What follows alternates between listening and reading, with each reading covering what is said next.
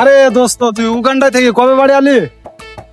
আরে বন্ধু সে কথা বলিসনি, কালকে এসে উগান্ডা থেকে বাড়ি সাইকেলে পেয়ে। এটা খুব অসুস্থ ভাই, ভালো লাগছে না, এটা খুব খারাপ।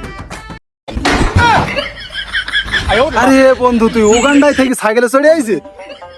তো যাই হোক, আমার লেবুর হয়ে মুনিশ গেছে দেখে আসি। যাই। এখনকার মুনিশজন যা ফাঁকি মাল না গেলেও হয় না হয়ে। হ্যাঁ, দেখে আসি দোস্ত। দেখে আসি। আরে বাবা রে, লেগেছে রে।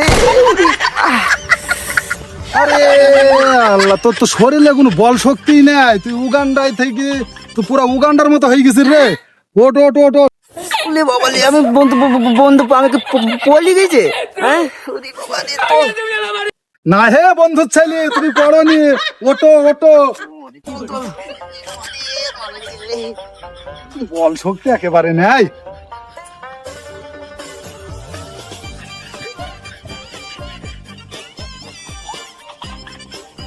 এ বন্ধু, কত গুনা মরক গাছ লাগিছে রে।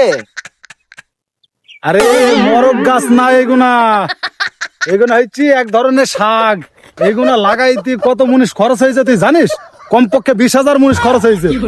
উরি বাবা, 20,000! হ্যাঁ, তোকে অত শত বুঝতে হবে না। তো আমার ওই লেবুর ঘুরে মুনিশ গেছে, ওরা আবার ফাঁকি দেবে। তো এখনকার মুনিশ ফাঁকি দেয় সব। তা একটু জোরে গোতা ভাই, বেলা তো চলে গেল রে। তো একটা গান ধর দিনে বেলা তো চলে গেল। গান শুনবি? ওই আমার বউ বলেছে